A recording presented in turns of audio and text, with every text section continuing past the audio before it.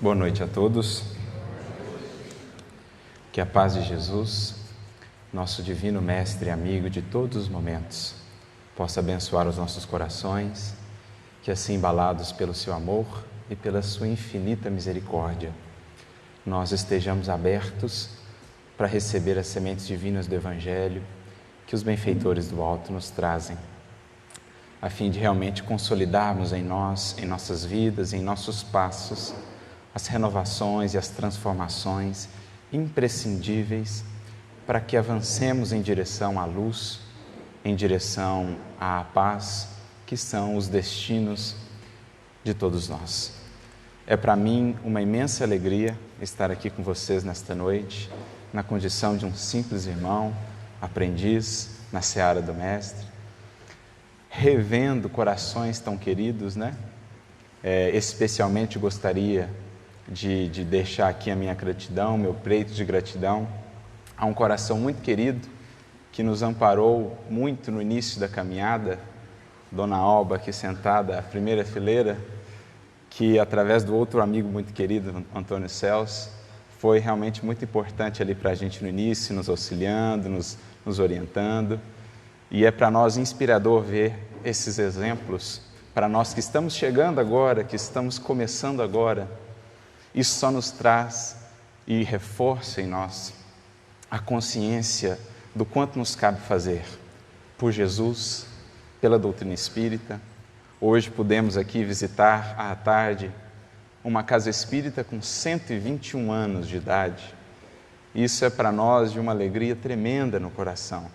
Vemos como, num tempo em que ser espírita era eminentemente mais difícil do que hoje, as restrições, as dificuldades, as perseguições e tudo mais, era preciso efetivamente muita coragem, muita entrega.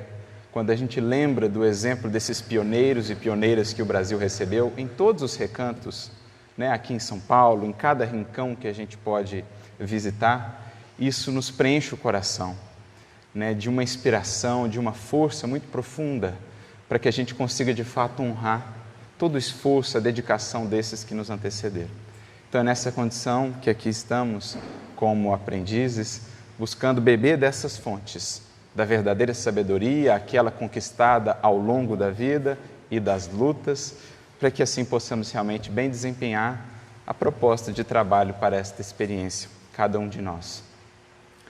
E o que nos motiva ou nos orienta nas reflexões desta noite é uma passagem que recentemente tivemos a oportunidade de estudar em nosso grupo de estudos em São Carlos, o NEP Paulo de Tarso, vinculado à Associação Espírita Obreiros do Bem, lá em São Carlos.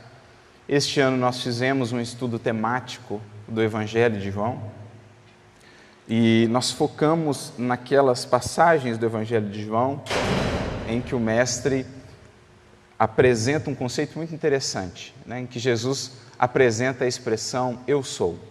Eu sou o caminho, a verdade e a vida, eu sou o pão da vida, eu sou, enfim, a luz do mundo e outras tantas, são 7. E a última dessas expressões que acabamos de concluir está no capítulo 15 do Evangelho de João e é uma expressão muito bonita, é uma síntese muito bonita, digamos assim, dessa trindade, né, que nos cabe refletir sobre ela, nos cabe atentar para ela nesse nosso processo de evolução. Se pensarmos em Deus, no Cristo e naturalmente em nós, né, no nosso caminho, nas nossas escolhas. Então, Jesus, nessa passagem em que ele vai dizer eu sou a verdadeira, logo ao versículo 1 do capítulo, e o meu Pai é o lavrador, em algumas outras traduções, o agricultor, é essa frase que vai ser, digamos assim, o ponto de partida da nossa reflexão nesta noite. Para que cada um de nós possa melhor entender, a partir também das luzes que a doutrina espírita projeta sobre as lições de Jesus, melhor entender como se processa esse trabalho do Cristo na Terra, esse trabalho do próprio Criador na Terra e em nossas vidas, em nossa jornada espiritual.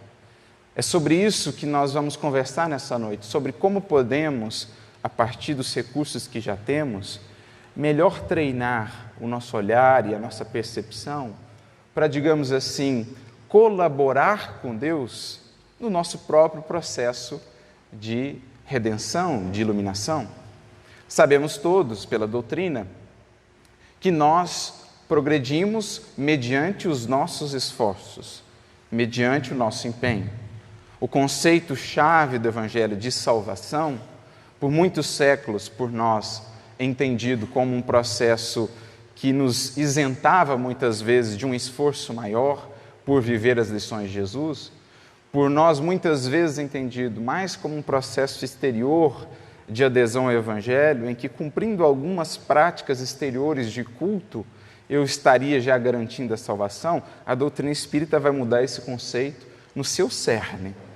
Ela vai na base mostrando-nos que na salvação a criatura precisa ter uma operação, uma ação predominante. Ela precisa realmente mobilizar-se, movimentar-se, a fim de realmente tomar posse dessa salvação, ou libertar-se dos julgos da matéria, dos julgos das paixões que a escravizam, que a limitam, e alcançar então planos, dimensões de vida cada vez mais abundantes. Então a doutrina espírita apresenta-nos esse pilar fundamental que, de certo modo, já estava no Evangelho. Se recordarmos do apóstolo Paulo, na sua carta aos Filipenses, ele vai dizer: operai a vossa salvação. Então Paulo deixando para nós evidente que a salvação somos nós quem a operamos. Mas nós precisamos lembrar também, à luz da doutrina espírita, que essa salvação não se dá apenas com os nossos esforços. Essa salvação se dá também a partir da misericórdia, do amparo divino que nos orienta, que nos inspira, através dos seus múltiplos emissários, espíritos benfeitores, espíritos encarnados que conjugam-se com a nossa vida, com a nossa trajetória. Enfim, o Criador também opera uma parte fundamental na salvação. De modo que, no conceito espírita, a salvação será o resultado da misericórdia divina, do amparo divino, que encontra o esforço da criatura. Porque, assim não fosse, se dependesse única e exclusivamente de nós, o que seria de nós no momento em que a nossa vontade se fragilizasse? O que seria de nós, presos que estávamos à ignorância, não fosse o Pai ter enviado mensageiros, reveladores, vidas que passaram pela terra, abrindo para nós novos horizontes? O que seria de nós não fosse essa solicitude, esse cuidado do Criador em nos amparar, em nos inspirar, em promover determinadas circunstâncias, determinados acontecimentos que visam nos despertar, que visam nos abrir horizontes, quando muitas vezes estávamos nós fragilizados, quando muitas vezes o nosso esforço faltava. Quem foi lá nos mobilizar novamente é o Pai, através dos seus mensageiros. Por isso a salvação não é somente um produto do esforço da criatura. Não fosse a misericórdia do alto, poderíamos fazer o esforço que fosse, não chegaríamos a lugar algum. Então a salvação, o processo de crescimento, de evolução, é essa conjunção. Ajudando-nos, o céu nos ajuda. O céu envia ajuda e, encontrando a nossa disposição em recebê-la, a gente progride, a gente avança. E é, de certo modo, sobre isso que esse versículo de Jesus vai tratar. Simbolizando aí esse processo educativo das criaturas no transcurso dos milênios, no nosso caso específico aqui na Terra, Jesus vai apresentar para nós esse símbolo muito bonito. Uma videira que vai produzir aí os seus frutos e um agricultor. Esse agricultor é o Pai. É bonito pensar nisso, que é, de certo modo, também o que está lá logo no Prolegômenos do Livro dos Espíritos, quando os Espíritos solicitam a Kardec que pusesse ele, lá no início do Livro dos Espíritos, a figura de uma cepa. E dizem a ele: coloque aí uma cepa, porque esse é o melhor emblema do trabalho do Criador. O trabalho do Criador no universo infinito é o quê? Estabelecer várias videiras. Cada planeta, cada orbe, cada recanto desse universo infinito, o Criador planta ali uma raiz por meio do qual envia Ele os recursos, envia Ele tudo o de que cada ramo dessa videira, que vai estar conectado a essa raiz, vai precisar para, de fato, gerar frutos. Então a gente já vai, aos poucos, desvestindo o símbolo e percebendo na figura desse agricultor, que ali Jesus apresenta para a gente, a figura desse pai amoroso, desse pai solícito, dessa providência divina, que é também previdência divina. Ela é previdência e providência divina, né? Que é um conceito muito bonito que a doutrina espírita vai apresentar para nós, resgatando um próprio enfoque que Jesus resolve dar no Evangelho. Jesus não se prende no Evangelho em discussões profundamente teológicas ou filosóficas sobre a natureza íntima de Deus, porque Ele sabia que estamos nós ainda muito, muito distantes da possibilidade de abarcar pelas vias do raciocínio, do intelecto, a grandiosidade de Deus. Jesus escolhe enfocar no seu Evangelho um aspecto fundamental de Deus, como a dizer assim, olha, por ora, isso é o mais fundamental que vocês precisam saber sobre Deus.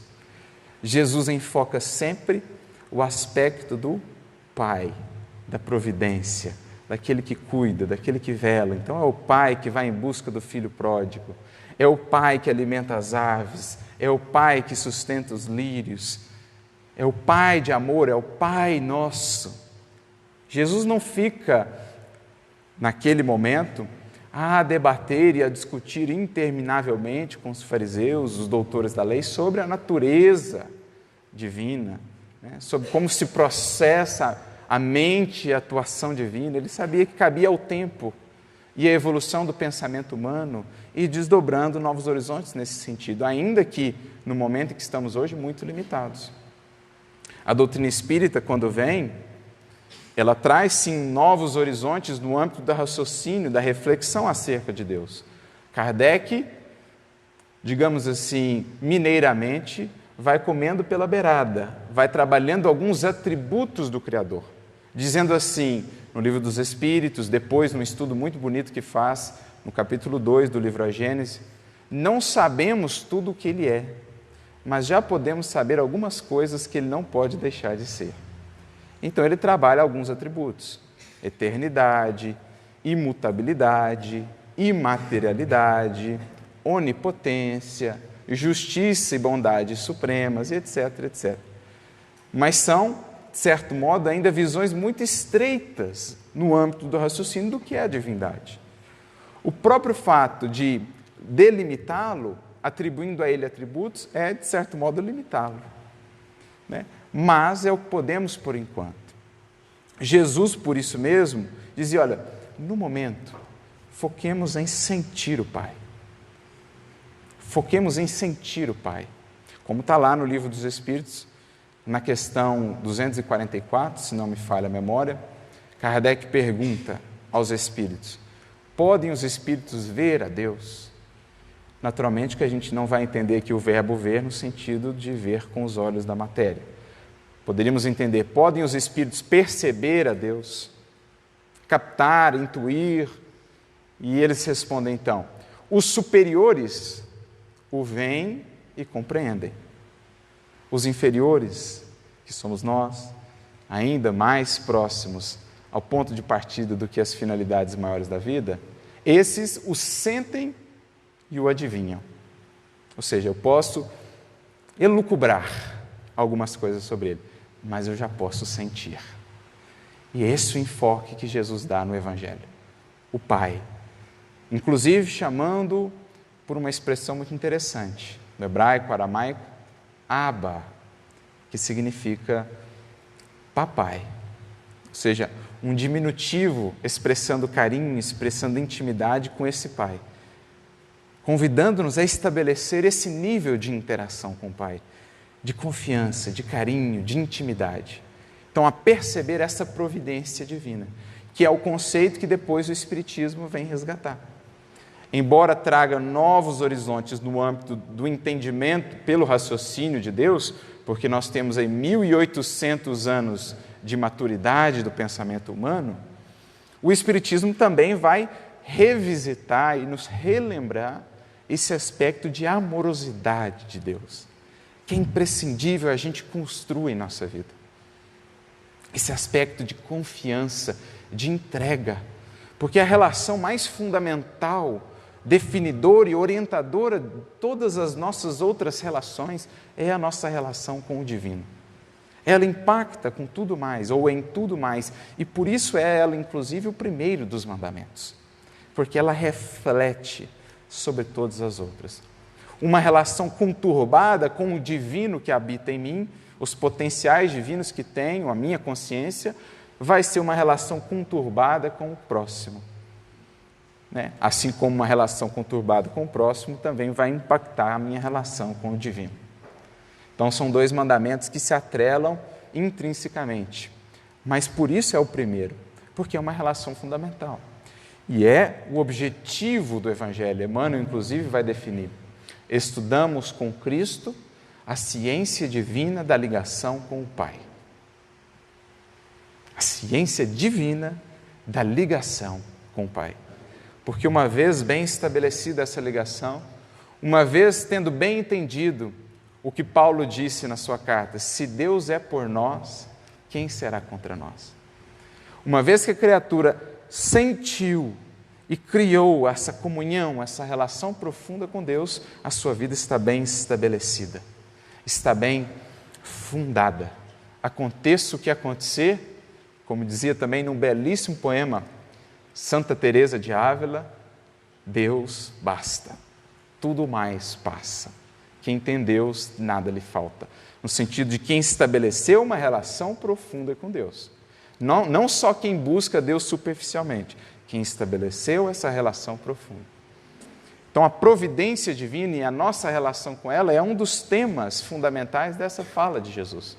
Esse Pai que é agricultor, esse Pai que cuida, esse Pai que é solícito, esse Pai que nos ampara, que nos sustenta, que nos orienta. Isso é a providência divina e cabe a nós melhor entender como ela atua para melhor ajudá-la a nos ajudar. A providência divina vai definir Kardec no livro A Gênese, capítulo 2, item 20.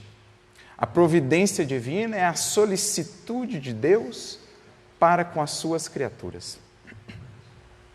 Ele está em toda parte, tudo vê, a tudo preside, mesmo as coisas mais mínimas. Nisso consiste a ação providencial. Então, olha que lindo esse conceito que o Espiritismo amplia. Jesus nos fala no Evangelho desse Deus amoroso. Paulo nos fala desse Deus em que nele nos movemos, vivemos e existimos. Mas a doutrina espírita vem nos explicar melhor como se processa essa relação com Deus. Em nos mostrando o conceito do fluido cósmico universal, no qual estamos todos mergulhados, tudo o que há, como peixes no oceano, e por meio desse fluido cósmico universal, o Criador espalha, espraia todo o seu amor e o seu pensamento, estamos a todo momento nele, ligados a Ele, ou pelo menos Ele tentando se ligar a nós. E o grande papel nosso é estabelecer de fato essa relação profunda, abrirmos para essa presença, percebermos essa presença e essa solicitude, esse carinho. Então é bonito a gente pensar nesse Pai, então, como o lavrador divino, como o cuidador divino, como o jardineiro que cuida com tanto carinho de um jardim.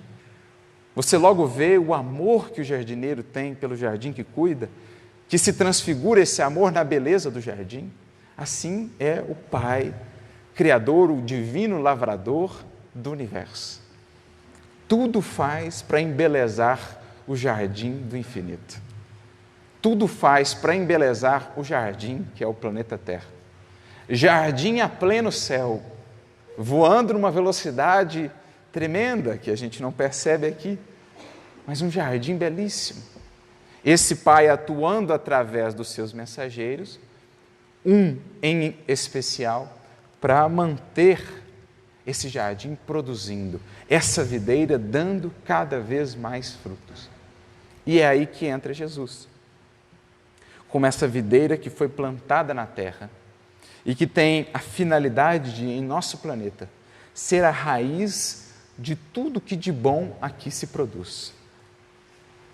Quando a gente vai penetrando esse símbolo, a gente vai vendo a grandiosidade dele. Um dia, no infinito, o Criador concebeu a criação desse planeta. E sempre que o Criador concebe um desígnio, sempre que algo nasce no seu pensamento, seres se movimentam para executar isso. Esses seres recebem um nome. Na doutrina espírita são chamados de espíritos puros ou Messias. No Evangelho ele foi chamado de Verbo, o Verbo divino, como está lá no livro Gênesis também. Aqueles seres, os Elohim, que se movimentaram para executar a vontade divina. Essa é a definição que nós temos de um Cristo, desse que conhecemos por Jesus de Nazaré. Um espírito dessa estirpe que, sabe-se lá quantos bilhões de anos atrás, a Terra foi criada 4,5 bilhões de anos atrás. Mas sabe-se quando começou o projeto e o desenvolvimento desse projeto? Sabe-se lá quando? Mas um dia ele vibrou no pensamento divino e isso mobilizou, então, esse Cristo como os outros Cristos do sistema solar. Emmanuel vai nos narrar lá no livro A Caminho da Luz das reuniões estabelecidas entre esses Cristos para a formação desse planeta e depois para a vinda de Jesus para ter conosco. Então, olha como vai se engrandecendo a obra divina. Ele ele solicitou esse Espírito, está lá descrito no livro Céu e Inferno, lá no capítulo 3, quando eles descrevem lá os Messias, os Espíritos puros. Ele convocou esse Espírito e ele então foi executar. Presidem esses Espíritos as formações do mundo, dos mundos, a harmonia universal e tudo mais. Então, o Criador estabeleceu um projeto de educação. Vamos criar um planeta, vamos estabelecer ali fundamentos necessários para que esse planeta possa receber um dia a vida inteligente, a vida no âmbito da razão também, e outros seres de outras escalas da evolução infinita, e ali a gente possa criar então uma escola. Para isso ele convoca esse ser e diz, olha, você será a raiz, o fundamento, a base de tudo que de bom ali vai se produzir. Tudo que de bom ali vai sair, todos os frutos que um dia dali nascerão, virão dessa seiva que eu enviarei a esse mundo e a esses seres por meio de ti. Então o Criador planta o Cristo, vincula o Cristo a essa terra e diz, tu serás a videira, tu serás a raiz da vida e da seiva divina nesse planeta. E o Cristo, então, convoca emissários, mensageiros, ministros. Então, aquele projeto que começou com a raiz bem fincada, começa a se ramificar, o tronco vai engrandecendo-se, como no caso de uma videira, ela vai começando a ramificar-se, troncos mais grossos, troncos mais finos, os ramos e assim indefinidamente. Nós estamos a ilustrar todo o processo de desenvolvimento da civilização terrena. Tudo, no fundo, de que foi produzido de bom na Terra, nasceu da inspiração, da sugestão do Cristo, através dos seus infinitos mensageiros e trabalhadores.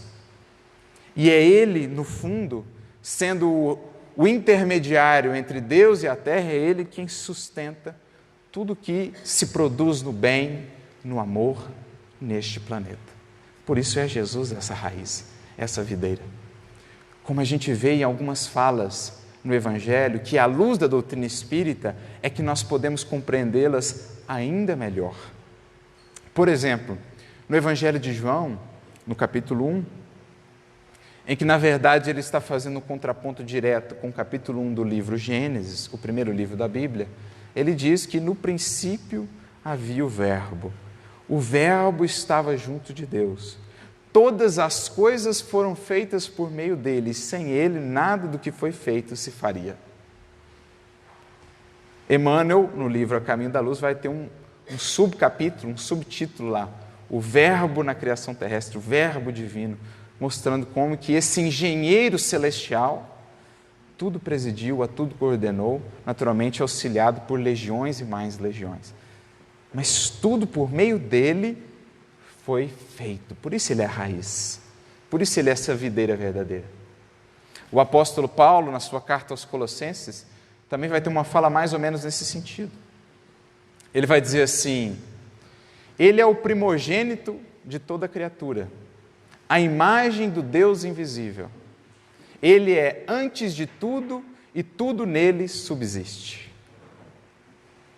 Olha que descrição do Cristo.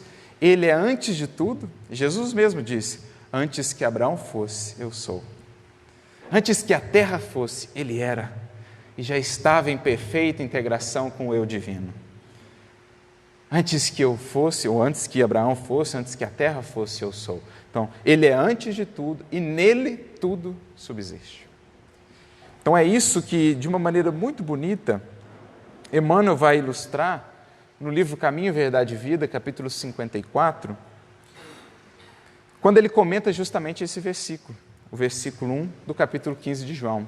Eu sou a videira verdadeira, diz Jesus, e o meu Pai é o agricultor, o solícito agricultor, o solícito jardineiro que vai cuidar desse jardim, dessa videira.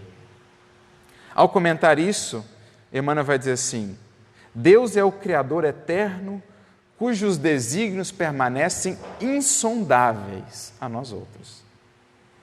Pelo seu amor desvelado, criam-se todos os seres. Por sua sabedoria, movem-se os mundos no ilimitado. Então, ele é para nós ainda o Criador insondável. Agora a gente pode apenas ir margeando um pouquinho o Criador. Mas a gente precisa de faculdades que só a evolução vai nos conferir para poder realmente percebê-lo. A gente precisa de sentidos mesmo, como está lá na questão 10, 11 de O Livro dos Espíritos. Pequena e obscura, a terra não pode perscrutar a grandeza divina. O Pai, entretanto, envolve-nos a todos nas vibrações da sua bondade gloriosa. Embora muitas vezes não o percebamos, o seu cuidado é sempre presente. E esse é um dos principais treinamentos que nos cabe desenvolver em nossa vivência espiritual. Percepção para esse cuidado constante, do agricultor solícito, da providência divina. Ele é a alma de tudo, a essência do universo. Permanecemos no campo terrestre de que ele é dono e supremo dispensador. Então, ele nos conferiu o corpo, ele nos conferiu oportunidades, tudo que a gente recebe na terra é Deus quem dispensou, no sentido de forneceu. No entanto, para que lhe sintamos a presença em nossa compreensão limitada, olha o que Emmanuel diz, para que lhe sintamos a presença, mostrando que, acima de tudo, o primeiro trabalho a ser feito é no âmbito do coração, do sentimento. Concedeu-nos Jesus como sua personificação máxima. O que Paulo dizia lá 2000 anos atrás? Ele é a imagem do Deus invisível. Não é que Jesus seja Deus, mas nele nós temos a melhor imagem que nos é possível do que é o amor de Deus.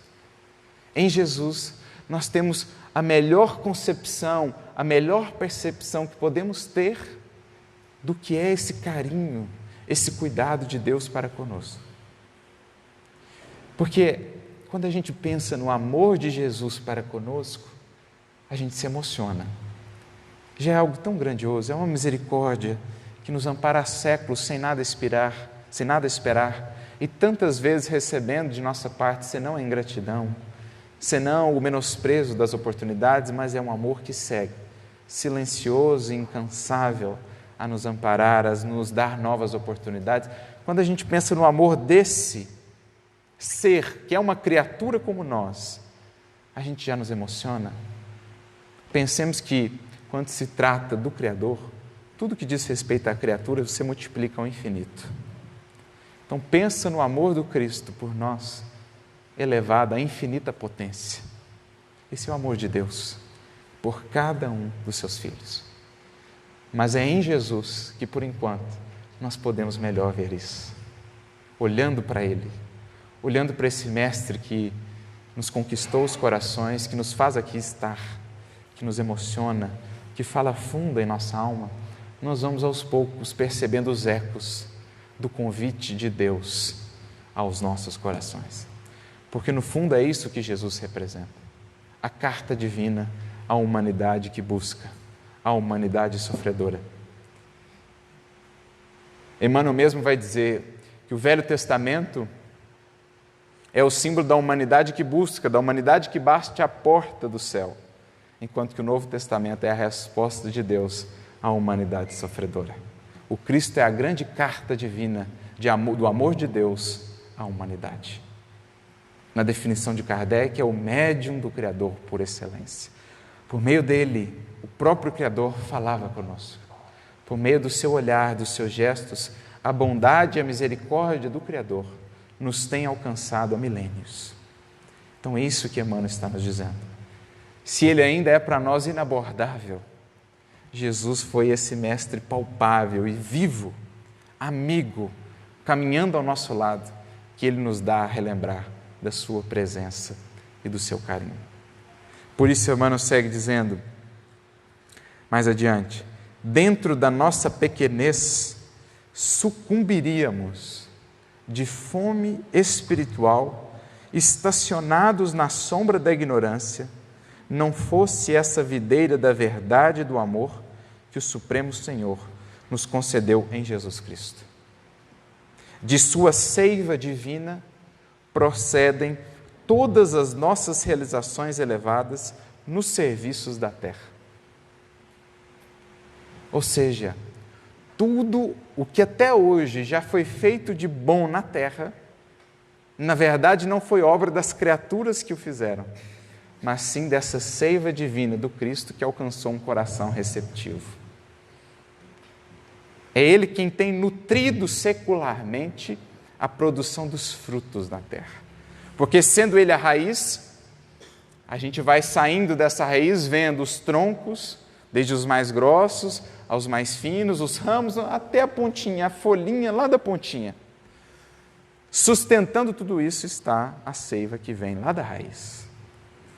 Então a gente poderia figurar, por exemplo, cada tronco desse, cada ramo desse, como um ramo ou uma linha de evolução da humanidade. Por exemplo, um ramo é a ciência, outro ramo é a filosofia, outro ramo é a religião. Mas por detrás de tudo isso está a mesma raiz. Porque o ramo da religião vai se dividir lá em 100 religiões. Mas se a gente for remontando ao que tem nutrido cada uma delas, lá, os aspectos nobres, os aspectos do bem, da verdade em cada uma delas, nós vamos encontrar o mesmo ser, o mesmo coração, a mesma fonte da mesma seiva. No âmbito da ciência, a gente vê os missionários que vêm à Terra e deixam seus legados, os espíritos que os inspiraram para fazer, mas se a gente vai remontando a quem na verdade, ou de quem na verdade partiu a orientação primeira, nós sempre vamos chegar na Terra ao Cristo. É isso que Emmanuel está falando. Da sua seiva procedem todas as realizações elevadas, sendo Ele esse intermediário naturalmente do Pai, que é quem obra na criação. Quem opera na criação é o Pai. Nós, criaturas, cooperamos. O Cristo, por excelência, o maior cooperador, e nós, os cooperadores menores.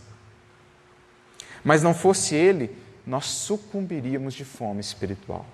Assim como o Sol sustenta toda a vida física na Terra e no Sistema Solar, é o Cristo o Sol moral, diz Emmanuel, dos nossos destinos. Ainda o indivíduo que não se considere, que não tenha rótulo nenhum, não tenha nenhuma busca religiosa, não seja cristão, no fundo o sol moral que sustenta, que orienta aquela vida é o Cristo na Terra.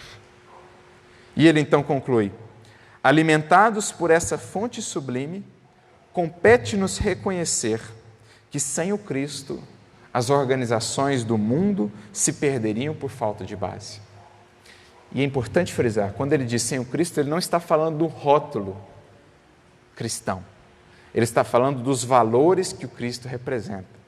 Em outras palavras, sem amor, sem humildade, sem caridade, nenhuma obra na terra é perene, é sustentável.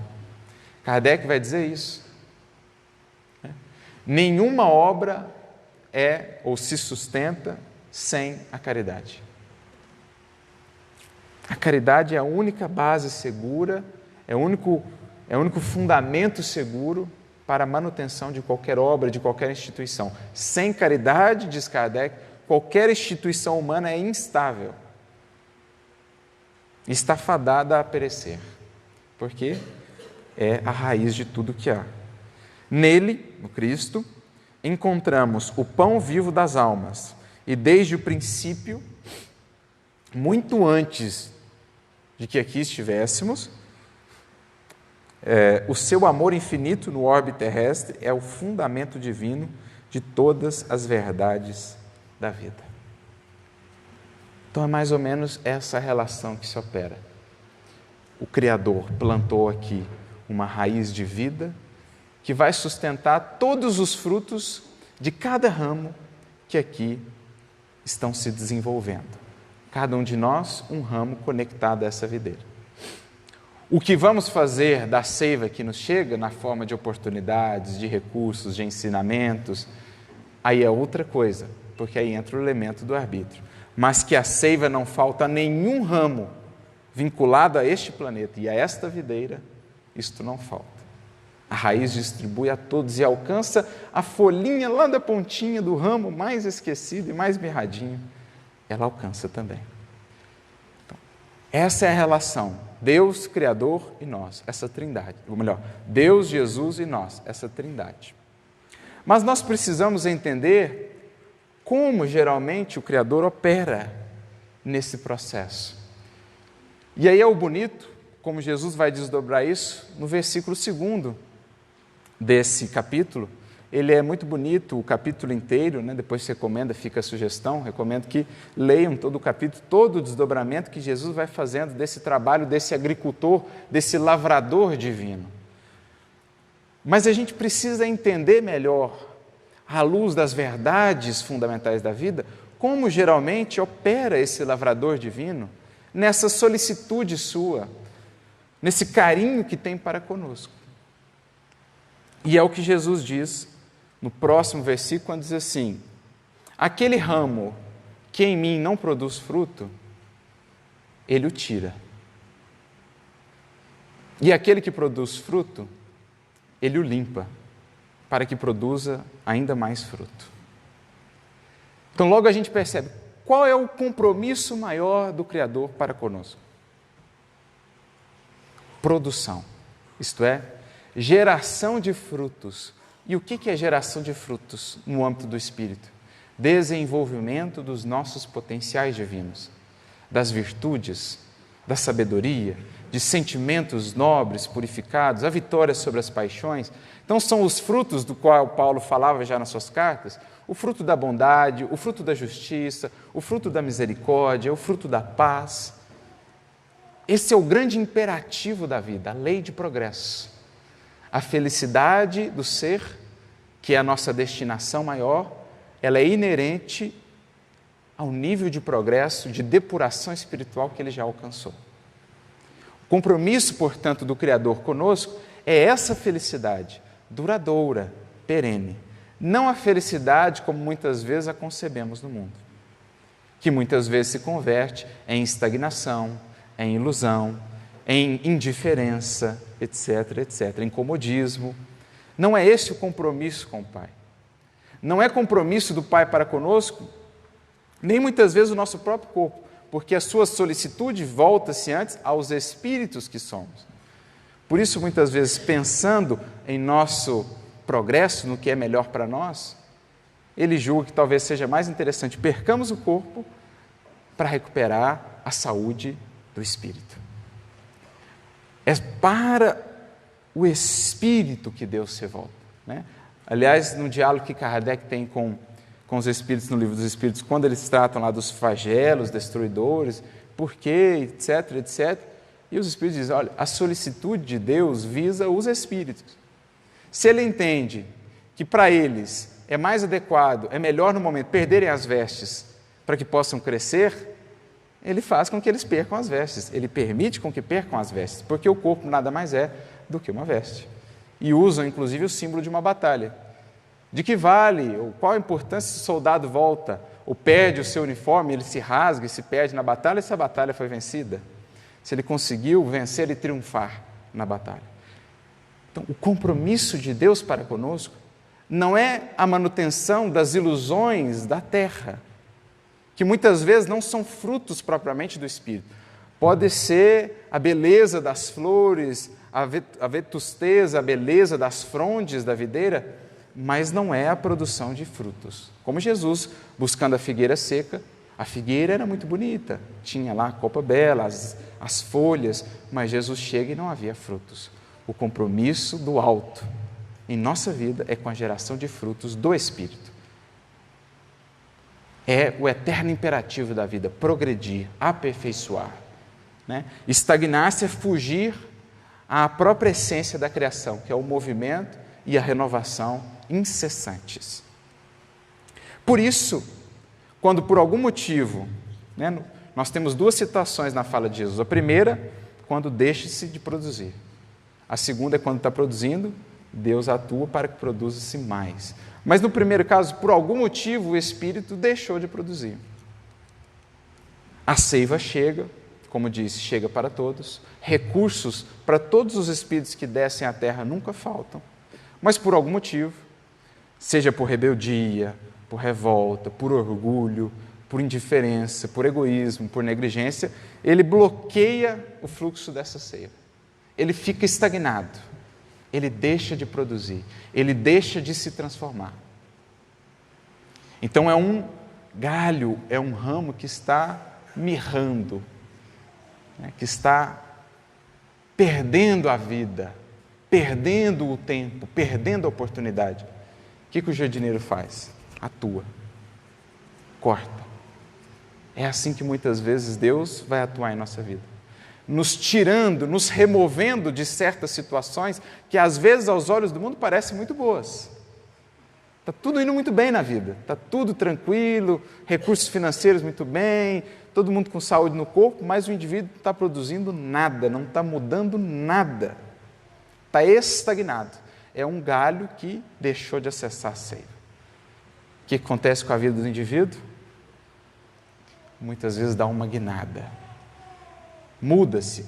O Criador tira aquele galho e o enxerta em outro ponto, em outra circunstância, em outra experiência, para que ele volte a acessar essa seiva. Volte a acessar essa seiva. E não é, muitas vezes, esse um processo indolor. Por quê? É um galho que estagnou, que está perdendo vida. Quando muitas vezes julga que está no melhor momento, está no pior. Emmanuel vai dizer, muitas vezes, quando nós consideramos que estamos lá no alto, o alto considera que a gente está lá embaixo. Quando muitas vezes a gente está lá embaixo, o alto está falando, olha, esse está vencendo. Porque está entendendo a finalidade da vida, que não é produzir os frutos ilusórios da matéria e do mundo, é produzir para a vida eterna. Por isso, Emmanuel também diz, muitas vezes, as lágrimas na terra representam sorrisos no céu. Como muitas vezes os sorrisos na terra têm em contrapartida lágrimas no céu. Não que eles folguem, que eles gostem de nos ver sofrer, mas é porque eles veem mais além. Eles pensam numa felicidade que não vai se perder ali logo na próxima esquina, na próxima turbulência.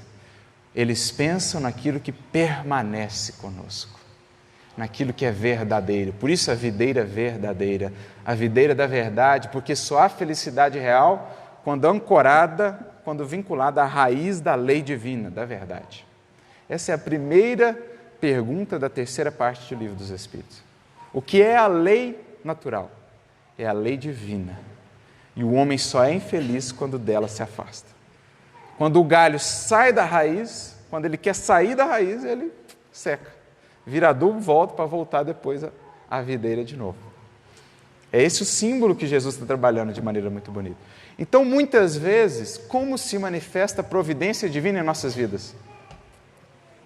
Na forma de uma experiência dificílima, uma perda, um revés financeiro, uma enfermidade, o afastamento de alguém, de alguma circunstância. É o alto, é o jardineiro, é o lavrador divino cortando o galho e enxertando ele em outra experiência. Dizendo assim, meu filho, aí você está parado. Vamos ver aqui se nessa nova circunstância você volta a florescer e a frutificar para a vida eterna. É assim que o alto, de modo geral, ou muitas vezes se manifesta em nossa vida. Não com as aparências de um carinho assim, visto num primeiro olhar, mas compreendido depois, com a sabedoria, com o tempo, que é o explicador mudo das nossas vidas. Geralmente, o apóstolo Paulo vai dizer isso na sua carta aos Hebreus, geralmente a correção divina nas nossas vidas não se manifesta no primeiro momento como uma fonte de gozo e de alegria, senão de tristeza. Mas depois, ele acrescenta, naqueles que se permitem ser exercitados por ela, ela produz frutos de paz e de justiça. Assim geralmente é em nossas vidas. Quando a gente está esquecido de alguns frutos a serem produzidos, o alto atua. Está lá no Livro dos Espíritos, questão 783, Kardec conversando com os benfeitores sobre o progresso da humanidade. E ele pergunta assim, segue sempre uma marcha lenta e progressiva o progresso da humanidade? Resposta dos Espíritos, sim, há o progresso regular e lento que se dá pela força mesmo das coisas. Então, há sempre um progresso constante, que é mais lento e tal, mas ele está sempre ali. No entanto, quando a humanidade ou quando uma coletividade, e aí poderíamos com segurança dizer também um indivíduo, uma individualidade, não progride tanto quanto deveria, o Criador, de tempos em tempos, a abala ou a submete a um abalo físico ou moral que a transforma. Porque isso é o mais bonito da gente perceber. Deus atua, por isso Ele é providência. Ele não fica olhando lá, vendo o indivíduo pôr os pés pelas mãos, sem de algum modo já estar preparando circunstâncias mais adiante de alerta, de orientação, de despertamento, para que evite-se assim dores muito maiores mais adiante, para que evite-se assim o acúmulo de débitos tremendos. Então Deus ele intervém, sempre respeitando o arbítrio da criatura, mas não deixando-a completamente ao léu. Ele atua através de outros espíritos no sentido de despertar. E é isso que Jesus está dizendo. O Criador, o divino lavrador, ele poda quando preciso, ele corta, ele remove, ele realoca, ele enxerta, porque é o amor misericordioso que visa, meu filho, a finalidade da vida é para frente, para o alto. Relembremos isso. Então não é um computador, não é uma inteligência suprema que estabeleceu um algoritmo, programou, deixou rodando o programa e saiu. E foi descansar. Jesus diz, o meu Pai trabalha até hoje, trabalha como? Criando e amparando os já criados, que somos nós. E Ele estabelece através dos seus prepostos, os educadores celestiais, o Cristo na terra, o maior deles, aguilhões de despertamento. Então, o cuidado divino em nossas vidas, muitas vezes, aparece na forma de um espinho que nos fere, de um espinho, de um podão que nos tira do lugar, de um serrotezinho que poda aqui um projeto para nos fincar aqui em um outro projeto, que mais tarde a gente vai aprender a amar e a agradecer pelo que foi feito, entendendo o amparo da providência divina. Por isso, Emmanuel ele tem uma outra mensagem no livro Caminho, Verdade e Vida, capítulo 150, chamada Aguilhões, em que ele vai naturalmente se inspirar naquela fala que está lá em Atos dos Apóstolos, Paulo. Jesus falando para Paulo, duro é para ti recalcitrar contra os aguilhões. Porque foi isso, Paulo era um galho que estava seco, não estava produzindo, ele tinha esquecido.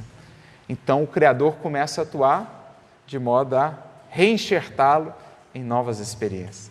E aí muitos dos seus castelos de ilusões começam a cair. E ele recalcitrando contra aquilo. E Jesus fala, não recalcitre, porque está aí mesmo, naquilo que você julga algo ruim, a manifestação do cuidado de Deus. Assim também em nossas vidas. Por isso Emmanuel diz assim, o caminho evolutivo está sempre repleto de aguilhões. De outro modo, não enxergaríamos a porta redentora. Se não é Deus acendendo luzes nos caminhos de sombra que muitas vezes a gente escolhia, a gente não acharia o rumo, mas é nunca. Por isso que não dá para falar que a salvação é só uma obra nossa. Porque se não é o Criador, gente. Entende? Entrega-se Deus aos filhos da criação inteira, reparte com todos os tesouros do seu amor infinito, estimula-os a se elevarem, através de 1000 modos diferentes.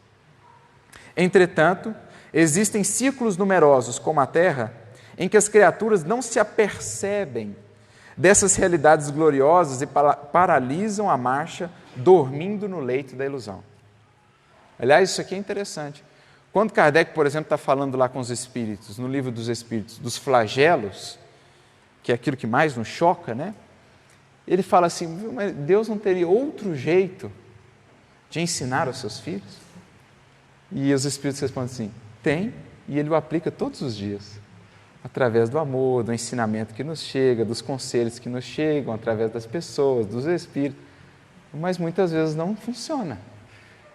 Então, antes de usar o aguilhão, ele tentou muitas vezes outros recursos, pôs mais adubo, regou mais. Não deu, ele falou, então não tem jeito, corta e finca de cá. Isso vale para indivíduos como para coletividades inteiras, para a humanidade inteira. É isso que ele está dizendo. Ele se estende, se espalha com o seu amor para todos, a todo dia, nunca falta. Mas quem são os que, de fato, buscam essa seiva para produzir? Poucos. Então, muitas vezes, o recurso é o que o jardineiro usa para a planta voltar. Perante tal inércia, os mensageiros da providência, Jesus e os nossos benfeitores, aos quais se confiou a tarefa da iluminação dos que estacionam na sombra, promovem recursos para que se verifique o despertar. Então o indivíduo está lá, a vida triunfando, construiu um império, de repente começa a ruir tudo. Daí o indivíduo começa, mas espera aí, e aí ele fica meio perdido, aí ele começa, a vida é mais do que isso talvez, será? O indivíduo construi um império, de repente desencarna um ente familiar. E aí tudo aquilo que ele construiu, para que foi? Então, quantas pessoas não aportam todos os dias no centro, que vêm por conta desses aguilhões? Uma enfermidade, a vida é muito bem, profissionalmente, nos relacionamentos, tudo, mas sem nenhuma busca mais profunda de conhecimento de si mesmo e transformação. Daqui a pouco surge uma enfermidade como recurso de despertamento. E assim infinitos aguilhões que se ajustam às necessidades de cada filho. Cientes de que Deus dá tudo, a vida, os caminhos, os bens infinitos, os gênios inspiradores, e só pede às criaturas se lhe dirijam aos braços paternais, esses divinos emissários organizam os aguilhões por amor aos seus tutelados. Então, geralmente, como diz André Luiz no livro Sinal Verde, geralmente o mal que julgamos que nos visita, geralmente ele é o bem mal interpretado. Geralmente o aguilhão é a máxima expressão do amor despertador de uma ilusão que mais tarde somente nos amargaria. Cada existência, ele diz mais adiante, e cada pessoa tem a sua dificuldade particular, simbolizando o ensejo bendito. Analisa a tua vida, situa os teus aguilhões e não te voltes contra eles. Então, essa é a primeira circunstância desse pai, o lavrador divino. O galho, o ramo que não está produzindo nada, ele corta, ele tira, remove para enxertar e ele poder voltar a produzir. Mas aquele que está produzindo, ele atua também. Que é o que Jesus diz na segunda parte da frase. O que está produzindo, ele poda, ele limpa para produzir mais. Porque essa é a dinâmica da vida. sede perfeitos, como perfeito é o vosso Pai. Se o Pai é referência, há sempre espaço para aperfeiçoamento, para melhorar. Por isso que a gente não pode nunca estagnar. Às vezes a gente incorre naquilo, não, eu já tenho 60 anos de trabalho de seara espírita, mas às vezes está muito parecido, se não idêntico, ao que era 60 anos atrás. Tomar cuidado. Tempo não necessariamente significa aumento de qualidade do serviço ou do trabalho.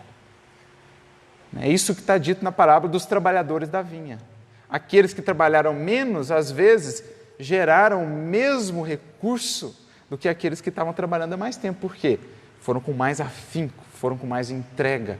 A questão não é quantidade, é qualidade.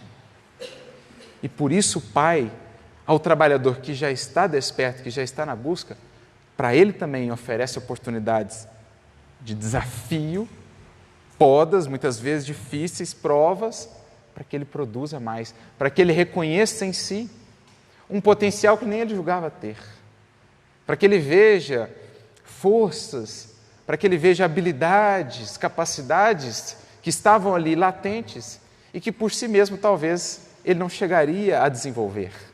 São as podas do alto. Simão Pedro é um exemplo clássico dessas podas. Viveu 3 anos com Jesus, mas quantas podas, mesmo já estando no trabalho ativo, ele não foi recebendo. Provas dificílimas.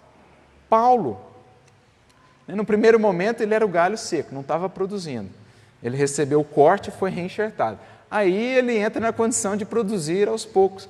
Mas mesmo aí, quantas vezes ele não foi sendo podado pelo alto para produzir ainda mais? Será que não fossem as provas, os desafios que o alto lhe enviou, chegaria após 30 anos naquela condição em que chegou? De um espírito com aquela capacidade de força, de resiliência, de entrega, de fé, de confiança? Pedro, não fossem as podas diárias que o trabalho difícil e desafiador na casa do caminho lhe impunha, será que ele chegaria a ser Pedro, aquela rocha que sustentou a igreja nascente? Então, o que é a grande retribuição do alto ao trabalhador que se entrega ao trabalho? Um trabalho cada vez mais difícil e desafiador. Não é moleza. A gente não pode entender aquela frase de Jesus, vinde a mim, eu vos darei descanso, num sentido muito literal. O descanso que ele nos promete é o descanso da consciência edificada no trabalho, na consciência edificada na paz da vitória sobre si mesma. Porque a paz do Cristo, a verdadeira, legítima, ela se desenvolve muitas vezes em meio às maiores lutas na terra. Basta olhar os seus seguidores. Basta pegar qualquer seguidor dele que foi reconhecido, que é lembrado pela história, pelos tempos, como um grande tarefeiro e ver o tipo de vida e o tipo de provas pelos quais ele passou. Não? Então, como está no Evangelho segundo o Espiritismo, lá no capítulo 20, os trabalhadores da última hora. E aí o Espírito de Verdade traz uma mensagem falando do trabalho, das dificuldades do trabalho, e dizendo assim, e aos que forem mais fiéis nos seus postos de trabalho, ou seja, aqueles que estiverem melhor cumprindo a sua tarefa, estes receberão os postos mais difíceis. Ou seja, qual a recompensa daquele que está realmente na busca? Um desafio maior, a poda, para produzir ainda mais. Porque só aí está a fonte da verdadeira felicidade. Só na produção é que realmente estamos a glorificar o Pai em nossas vidas e com Ele comungar da seiva divina do amor. Jesus vai dizer mais adiante nesse capítulo, nisto é glorificado meu Pai, que deis muitos frutos. A melhor maneira de exaltar a grandiosidade divina, de expressar a nossa gratidão por Deus e a Jesus é frutificando. Então percebam como geralmente a expressão da providência divina em nossas vidas chega de uma maneira diferente da que muitas vezes imaginaríamos ou desejaríamos. E é para esse treino do olhar que não se detém no imediato, mas que vê mais além, que o Espiritismo vem nos ensinar, vem nos auxiliar a abrir horizontes e a entender essa lógica da providência divina que é diferente das lógicas humanas. Paulo mesmo diria na sua carta aos Coríntios, muitas vezes a sabedoria do mundo é loucura para Deus e a sabedoria de Deus é loucura para o mundo. Porque a lógica da providência, ela não é uma lógica estreita, limitada pelo imediatismo, como muitas vezes é a nossa. Emmanuel tem uma mensagem muito bonita no livro Pão Nosso, capítulo 60, intitulada Lógica da Providência, em que ele comenta um versículo de Paulo na carta aos Hebreus 10:32, em que Paulo diz assim: quando fostes iluminados, suportastes grandes cargas de aflição. Comentando isso, Emmanuel vai dizer assim: Deus só confere as experiências mais difíceis aos seus filhos depois de terem eles acessado uma nova visão para a vida, de terem eles despertado.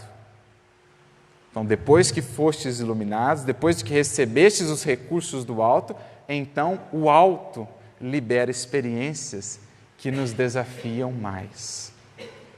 Não confere o Criador as experiências mais difíceis às criaturas ainda muito negligentes, muito invigilantes, porque sabe, muitas vezes são elas similares aos galhos frágeis que se romperiam às primeiras ventanias. Mas àqueles que adentram a busca sincera, que já têm horizontes mais vastos, a esses o Criador vai conferindo experiências de maior engrandecimento, porque já estão na busca. Então a lógica da providência divina é diferente da nossa.